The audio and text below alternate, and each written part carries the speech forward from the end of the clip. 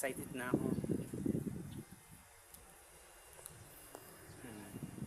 Excited na ako sa birthday ko. Abang gusto. Yan sa akin pa ako. Pera, diba?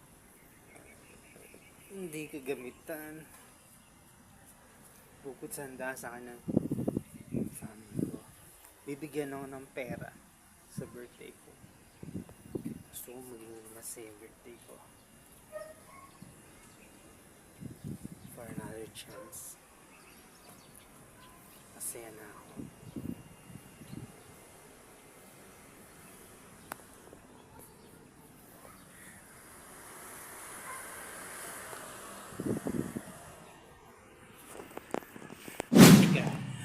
Anong ginagawa ng bata?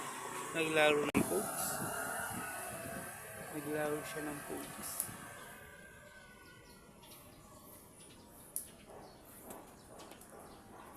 Hindi ko na-discover yung batang naglaro ng pogs Minsan-minsan na ako bata para maglaro ng pogs dati. Grabe. Palapit pala ang may sobrang saya.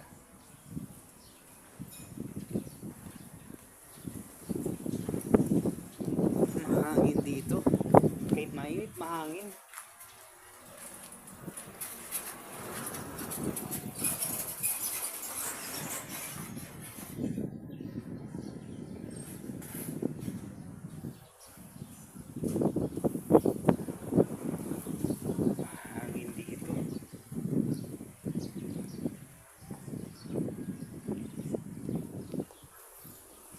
Sandali. Sa inyo po yung truck na yan, kuya? Nagdi-deliver lang po. Nagdi-deliver? Saan po kayo nagdi-deliver? Dito po.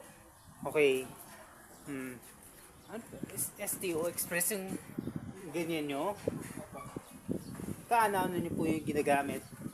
Sa company po yan. Company? Wow. Ang ganda ng truck nila.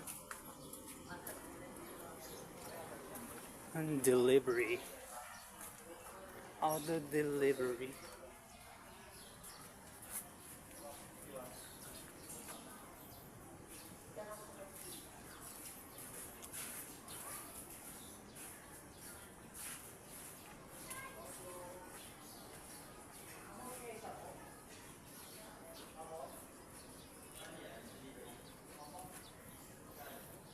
Parapin na yung parcel ko.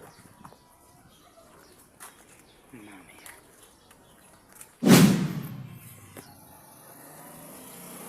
Naisip ko kasi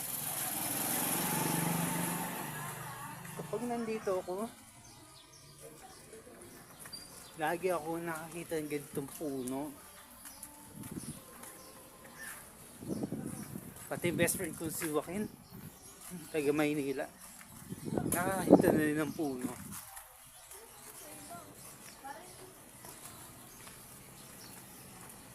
Ganitong panahon.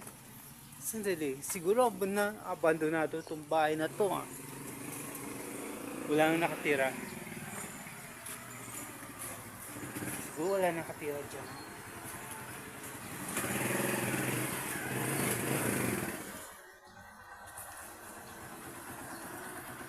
Pante ako Wala nang nakatira dito sa pamay na abandonado na.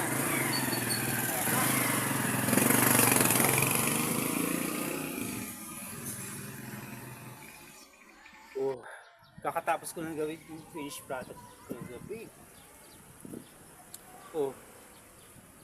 Kakatapos ko lang gawin. Sana ko mga finished product ko.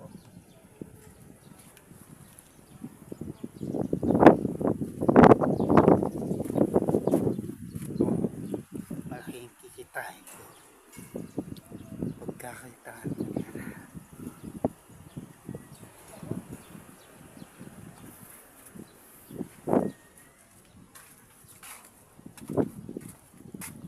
Mahirap lang sa umpisa na magtinda. Noon pa lang, pinagwawala na magtinda ng Ate Disco. Nakakapirangkot. Nakakaya sa customer.